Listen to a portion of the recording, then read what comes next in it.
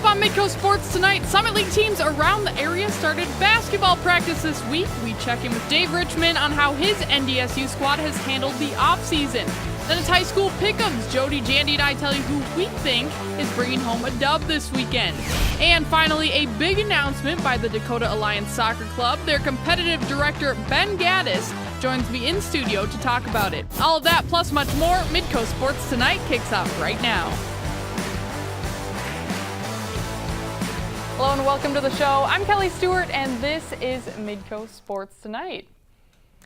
Well, we've been football heavy with the fall, but we'd like to take a little time each week to talk about the Summit League, and specifically today we're going Summit League hoops because official practice started this week, which is a huge deal in the college basketball world, let me tell you. So joining me to talk a little more about that and a very storied Summit League men's program is North Dakota State men's basketball head coach Dave Richman up in our West Fargo studio. So Coach, thanks for joining me. How are you doing today?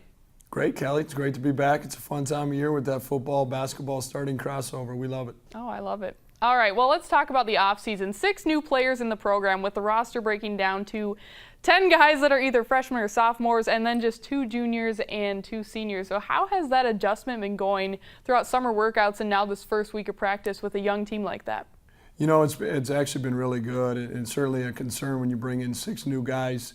But a whole bunch of credit goes to the 8 returners. Paul Miller and A.J. Jacobson, our 2 seniors, have done an excellent job of just really setting the tone. And Dylan Miller and Spencer Elias, our 2 juniors, have kind of carried off of that too. And I give our guys a ton of credit.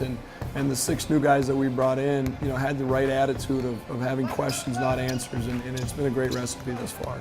Well, that senior leadership is huge, and you lost a huge senior leader in Dexter Werner, who's playing professionally in Germany now. How do you replace all the little things he did on the court? Because, I mean, even coming off the bench as the 6th man, he was a huge presence. How do you replace that?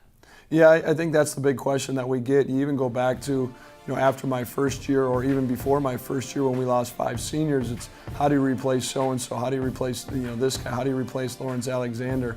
And now the question is how do you replace Dexter Warner? I don't think you replace them individually, but the whole goal and the process is the sum of all of our parts. You hope that Dylan Miller's a little bit better, Spencer Elias is a little bit better.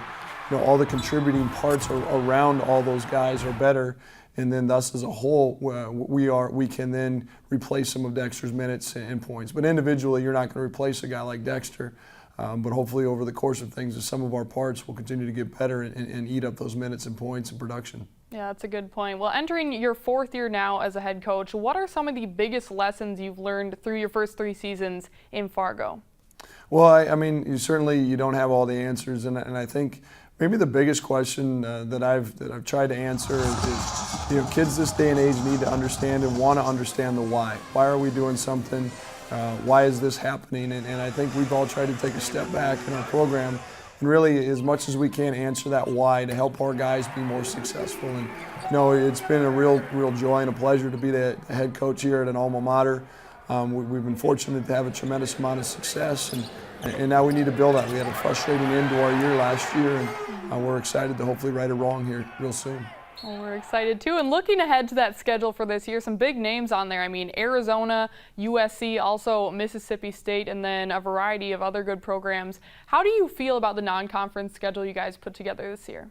Scared, worried, bad, you know, how do I feel? I feel bad, you know, but I think all coaches in the Summer League will tell you that's just what it is with, you know, with where we're located and the success that the majority of our programs have had. You know, we're not a very attractive non-conference game. That just is what it is. And so, you know, Arizona, there's a chance that they're preseason number 1. USC is you know, I just heard somebody say is a top 10 talented team in the country. You know, we're going to go to Mississippi State. We're playing 3 high major teams that we haven't done a whole bunch. And even our mid-major games, Missouri State, we're going to play them twice. You know, the Missouri Valley polls haven't come out yet, but they're going to be a 1 or 2 seed there from all accounts. And that'll be some exciting games, some exciting challenges that our guys, that's why you come here to play for and compete against the best. There's a saying in North Dakota State, bring on the competition, and we love that. And everything we're doing is preparing ourselves for Summer League play and most importantly, the Summer League tournament. Bring on the competition, bring on the Bison. I'm excited to see what you guys can do. But Coach, thanks so much for taking the time to talk to us today, and good luck this year. Kelly, we appreciate it. Go Bison. All right, the NDSU men open up their 2017-18 season with an exhibition game on November 1st against Concordia Moorhead before heading out to California the next week to face UC Santa Barbara and that USC team. When we come back, it's time for high school pick'ems in the Dakotas. Jody, Jandy, and I tell you who we think is coming out with a W this weekend, and later in the show, hear from former SDSU football player and current Midco SN analyst Hank McCall about what the Jacks can take from last week's loss and what to expect Saturday. You're watching Midco Sports Tonight.